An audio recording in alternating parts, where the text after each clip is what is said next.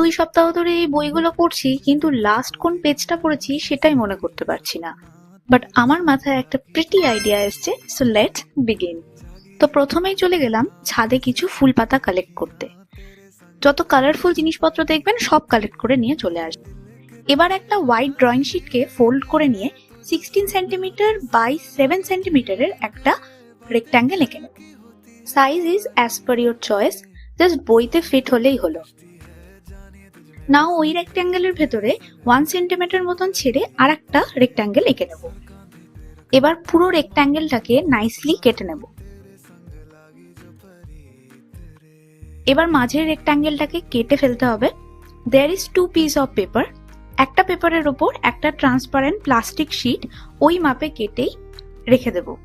এরপর ওর উপরে ফুলগুলো আর পাতাগুলোকে নিজের পছন্দ মতো সাজিয়ে নেব।